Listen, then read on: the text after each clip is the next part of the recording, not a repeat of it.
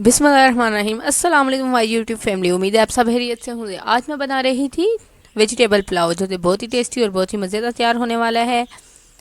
तो चलिए, सबसे पहले हम वीडियो शुरू करने से पहले अगर आप मेरे चैनल पे नए हैं तो चैनल को कर लें सब्सक्राइब, वीडियो को लाइक किया करें और काइंडली वीडियो को फुल वॉच किया करें और एक प्यारा 7 मिनट भी साथ में कर दिया करें। सबसे पहले मैं आपको इंग्रेडिएंट शो करवा देती हूँ जो मैंने इससे ले लिए हैं। मैंने वेजिटेबल्स ले लिए हैं, वेजिटेबल पुलाव है तो इसलिए मैंने सारे वेजिटेबल्स ले लिए हैं। कुछ मसाले ले लिए, प्याज टमाटर ऑयल वगैरह, अदरक लहसुन का पेस्ट मैंने ले लिया है। साथ साथ मैं आपको सारे मसालों के बारे में ब्रीफिंग देती चलूँगी। सबसे पहले मैंने एक देगचा ले लिया, उसमें मैंने डाल दिया है ऑयल। ऑयल के साथ मैंने प्याज डाला है। प्याज को मैंने बारीक लंबा लंबा काटा है, इतनी जल्दी फ्राई हो जाता है। तो देखें, इसका प्याज जो है वो हमने बहुत ज़्यादा डार्क ब्राउन नहीं करना है, तो इस वजह से मैं इसको कर रही हूँ फ्राई। हमेशा अगर आपने प्याज को फ्राई करना है तो इसको स्लो आंच पे नहीं रखना। आपने प्याज डालते वक्त आपने तकरीबन इतनी आंच करनी है कि सारे प्याज को एक जैसी आंच लगे और वो जल्दी फ्राई हो जाता है। इस तरह अगर आप स्लो आंच पे रख देंगे तो वो प्याज जो होता है वो नरम हो जाता है। हमारा प्याज थोड़ा सा ब्राउन हो गया था तो मैंने इसको पानी से छींटा मार दे ऊपर दे दिया है ढकना कि ये अच्छी तरह से तैयार हो जाए हमारा प्याज।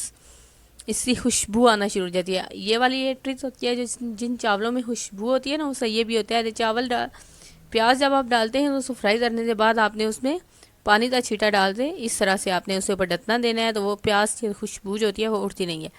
अब मैं इसमें अदरक लहसुन का पेस्ट शामिल कर रही हूँ। चाहें तो आप इसी तरह भी अदरक लहसुन शामिल कर सकते हैं, मैं पेस्ट बनाते शामिल कर रही हूँ।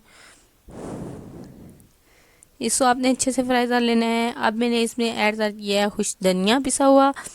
साथ में मैंने 2-3 टमाटर शामिल किए हैं। 3 हरी मिर्चें मैंने दरमियान से काट के इसी तरह लंबी लंबी शामिल कर दी हैं। अब इसमें हमने इसमें सारे स्पाइसेस शामिल कर लेने हैं। नमक मिर्चें वगैरह मैं दड़ा मिर्चें यूज़ कर रही हूँ। नमक आप अपने टेस्ट के हिसाब से यूज़ कर सकते हैं। दड़ा मिर्चें मैंने यूज़ किया और सब्ज़ मिर्चें मैंने यूज़ किया। नमक यूज़ किया और खुश धनिया मैंने पहले डाल दिया था। गरम मसाला जो है वो उसको हमने बाद में ऐड करना है। ऐसे छोटी छोटी टिप्स और ट्रिक्स होती हैं जिनकी वजह से चीज़ का टेस्ट ही बदल जाता है। अब मैंने इसमें वेजिटेबल्स ऐड कर दिए जिनमें आलू गाजर और शिमला मिर्चें हैं। आलू और गाजर तो मैंने थोड़ी देर पहले शामिल किया है और इसको थोड़ी देर फ्राई करने के बाद फिर मैंने इसमें ऐड किए शिमला मिर्चें। शिमला मिर्च को भी मैंने लंबा सा काट लिया है और अब इसको हमने कर लेना है फ्राई। थोड़ी देर तक हमने इसको फ्राई करना है। ये सारे अच्छा पान सा होता है शिमला मिर्च का, वो ख़त्म हो जाए। बिल्कुल सिंपल सी रेसिपी है और पर बहुत टेस्टी है खाने में भी और दिखने में भी। तो मैंने सोचा आपके साथ मुझे ज़रूर शेयर करनी चाहिए। वीडियो तो पूरा देखा दें, जो बहुत सी टिप्स और ट्रिक्स होती हैं जिनको आप मिस कर देते हैं, जिसकी वजह से फिर आपकी चीज़ परफेक्ट नहीं बन सकती है। तो अब हमारी जो सालन है मिर्च सब्जियों का वो अब तैयार हो रहा है। तो अब हमने इसके अंदर ऐड करना है पानी। अच्छा, ये होता है इसमें पानी आप इतना ऐड करते हैं जितने आपके पास चावल होते हैं। आप बराबर चावल से बराबर डबल आपने पानी ऐड करना होता है। पर मेरा ये मेथड होता है कि मैं थोड़ा सा पानी कम यूज़ करती हूँ, क्योंकि उससे ये होता है चावल जो है वो आपका टूटता नहीं है और उसी तरह से हरा सा चावल रहता है। मैंने भी माप से अपना पानी जो है वो शामिल कर दिया है। मैंने तकरीबन, अगर मेरे पास 1 kg चावल है ना, तो मैंने इसमें 1 kg 3 पाव पानी डालें। 1 पाव पानी मैंने इसमें से सर्व कर देना है। इस तरह से आपने इस मेथड को फॉलो करना है। इससे ये होता है कि आपका जो है ना चावल वो टूटते नहीं, बहुत ज़्यादा नरम नरम नहीं होती। अब मैंने देखें इसमें गरम मसाला ऐड कर दिया है, पानी के अंदर आपने ऐड करना है। इससे उसकी खुशबू जो होती है वो चावल में भी आती है और बहुत अच्छी तरह से आती है। हमारा पानी जो है वो अब उबल गया है।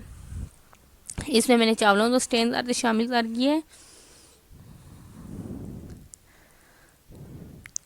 चावल शामिल करने के बाद, अच्छा बहुत से लोग जो हैं अचार का टेस्ट भी पसंद करते हैं तो आप इसमें अचार भी डाल सकते हैं।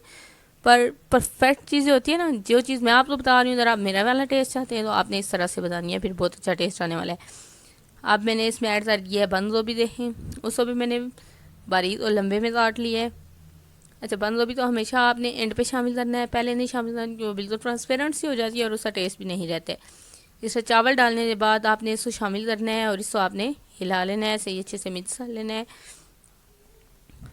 चावल डालने के बाद आपने आंच को तेज़ रखना है। इस बात का ख्याल रखना है कि चूल्हे की आंच आस्ता नहीं होनी चाहिए।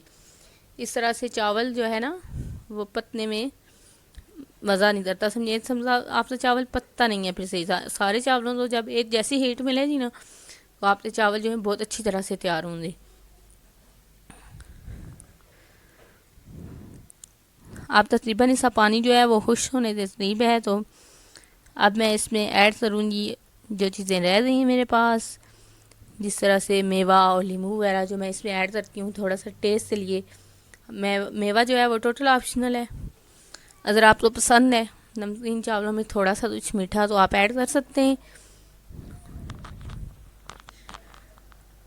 जब इसका पानी तकरीबन इस पोजीशन पे आ जाएगा तो आपने इसको अब दम लिजाना है, तो फिर आपने मेवा ऐड करना है। जो जब भूल जाता है तो फिर उसका वो टेस्ट नहीं रहता है, तो इस वजह से ना मैं थोड़ा सा एंड में शामिल करती हूँ। उससे ये होता है इस चीज़ का टेस्ट भी बहुत अच्छा रहता है, और मेवा जो होता है वो फूलता भी नहीं है, वो मोटा मोटा सा नहीं होता, वो उसी तरह से रहता है। जैसे मैंने इसमें मेवा ऐड कर दिया है, स्प्रिंकल कर देना है अपने सारे पे, और इसको अच्छी तरह से मिक्स भी हम करेंगे। और अब हमने इसको दम लिजा देना है तब 15 मिनट तक। और ये लें हमारे चावल हो गए तैयार, और इतने टेस्टी और इतने मज़ेदार से चावल बन तैयार हुए हैं। बिल्कुल आर्टिफिशियल मसाले इसमें हमने कोई भी नहीं डाला है, बाज़ारी मसाला सारे ज़्यादा और सिंपल से मसाले डालते हैं हमने तैयार किए, पर बहुत ही मज़ेदार पुलाव हमारा तैयार हुआ है। वेजिटेबल पुलाव हमने बनाया और बहुत ही टेस्टी रेसिपी है। मुझे उम्मीद है आपको आज की रेसिपी ज़रूर पसंद आएगी। अगर रेसिपी पसंद आई हो तो वीडियो को लाइक और एक कमेंट तो बनते हैं ना। अल्लाह हाफिज़।